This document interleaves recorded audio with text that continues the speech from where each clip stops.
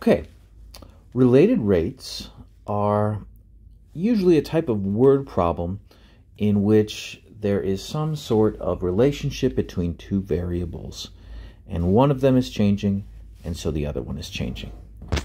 Let's start with a very basic relationship between two variables. Area is equal to pi r squared. All right, the area of a circle is equal to pi times the radius squared.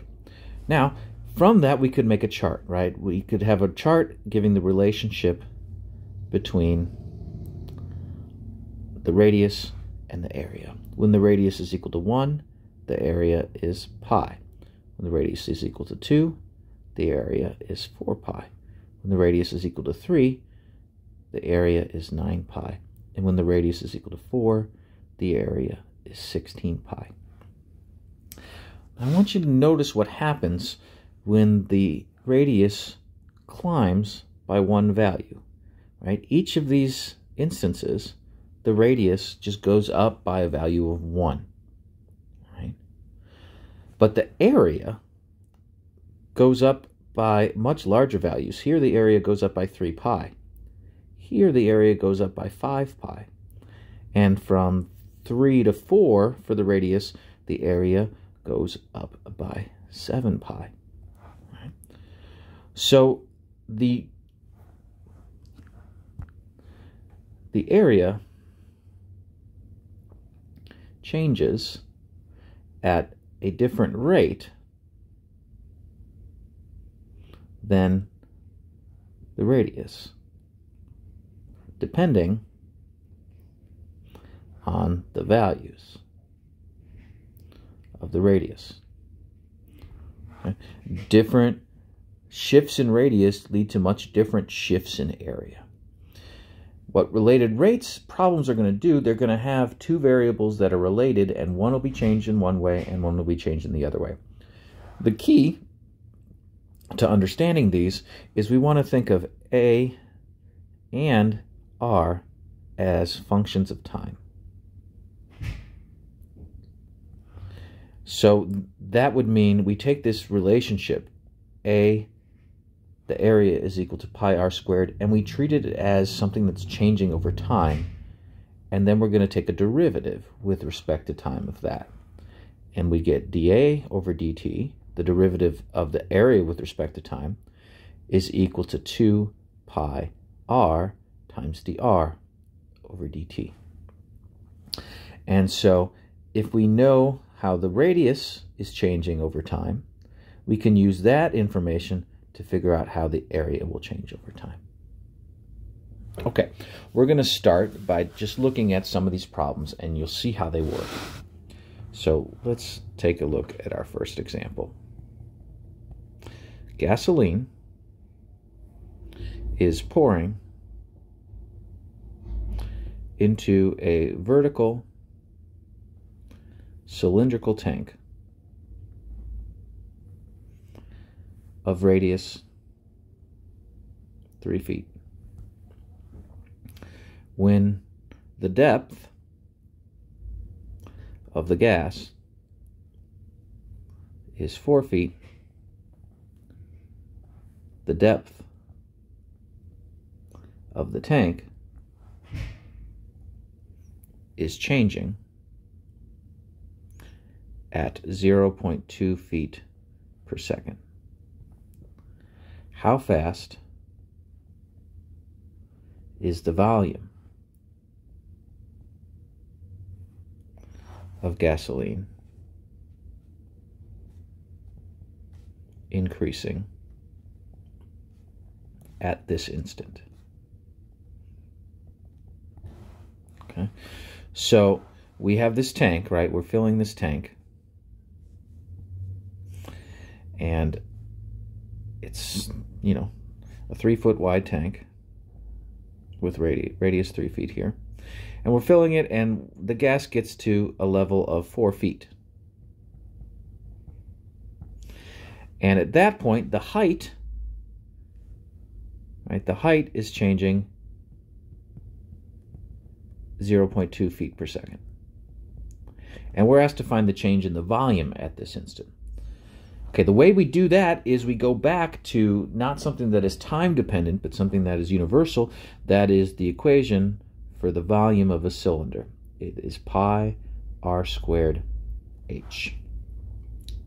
Now, it's key here to figure out what is variable and what is fixed. Fixed for this problem is r equals 3. The radius of the tank never changes. Variable, the things that do change in this are the volume and the height.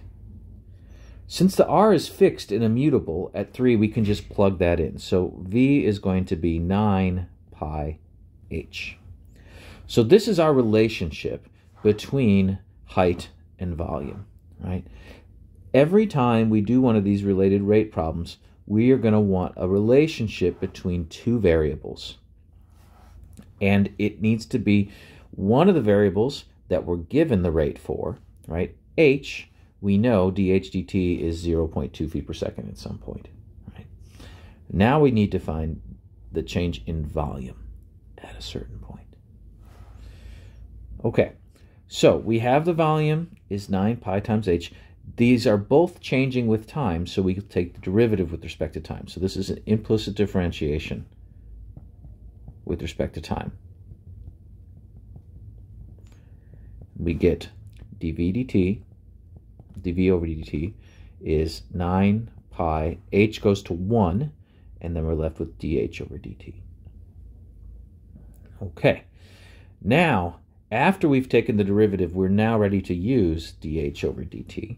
So dv over dt is equal to 9 pi times 0.2.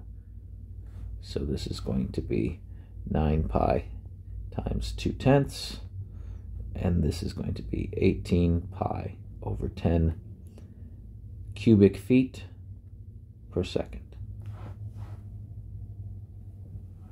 Okay, so this is how we do these problems. We find a relationship between the two variables, we differentiate it, and then we plug in.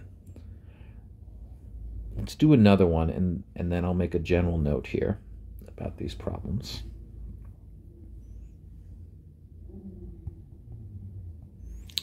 A rectangle has one side length of 8 centimeters. How fast is the diagonal of the rectangle growing when the other side is 6 centimeters and is increasing at 3 centimeters per minute. Okay, so we have one side of this rectangle, which is 8 centimeters. And then we have, right, this rectangle is growing in the other direction. Right, so let's call this direction, let's give it a name x for that, because that x is changing, right? The 8 is fixed, the x is changing. And the question is, okay, we need to find how fast is the diagonal of the rectangle. So we need the diagonal of the rectangle as well. Let's call it y. Okay, what is the relationship between x and y? Well, it's given by the Pythagorean theorem. Y squared is equal to 8 squared plus x squared. Okay, now note we are given that dx over dt is 3 centimeters per minute, and we are asked what is dy over dt when x is equal to 6 centimeters. That's what we're asked to find, how fast the diagonal is growing. So I take this basic relationship and I take an implicit derivative with respect to time. So I get 2y dy over dt is equal to 0 plus 2x dx over dt. Okay, now I'm ready to plug in what I need. right? What am I looking for? I'm looking for dy over dt. This is the thing I'm looking for. So I need to plug in the things I need. I know that x is supposedly 6 centimeters because we're saying when the other side is 6 centimeters. Dx over dt, I know, that is 3 centimeters per minute. That was given to us. But lastly, I have one more variable. I have y. What is y? Well, we know that y squared is equal to 8 squared plus 6 squared, right? We know that we have this relationship between y and x, and now we know that x is 6 centimeters. So I plug that in. Here I get 64 plus 36. That's exactly 100. So y is equal to 10. So now I plug everything in. 2 times 10 times dy over dt is equal to 2 times 6 times 3. And I solve dy over dt is equal to 18 over 10 centimeters per minute. A little less than 2. Right? 1.8 centimeters per minute. Okay, so now that we've done 2 of these, I want to make a very important point. There is this note here. In related rate problems, we are given a final state and a fixed rate. And I'll go back and show what those are in the previous problems. And the important thing is to keep in mind is do not use these until after differentiating.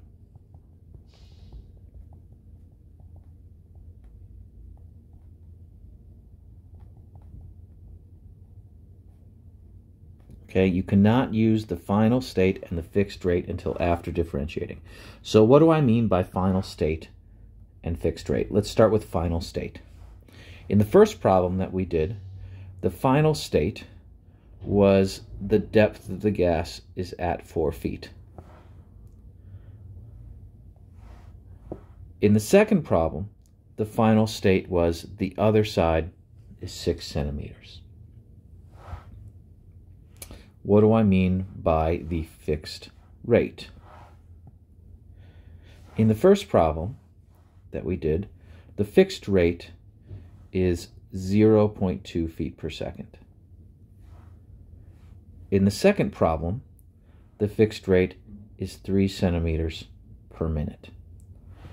We do not use these figures until after we take a derivative. In the first problem, we actually didn't use the final state. The 4 feet didn't matter because it's a cylindrical tank. That how high we are up in the tank doesn't matter at all, right? The tank is the same infinitesimally no matter how full it is. But we did not use the 0.2 until after we took a derivative. The second problem, we did not use this 6 centimeters, nor did we use the 3 centimeters per minute until after we took the derivative. Okay. So that is the big thing to keep in mind. You want to find what is the final state and the fixed rate, and you want to be careful not to use that information too early. Okay, let's do another problem, and let's look out carefully for the final state and the fixed rate. The radius of a spherical balloon is increasing by 2 centimeters per second. At what rate is the air being blown into it at the moment the radius is 10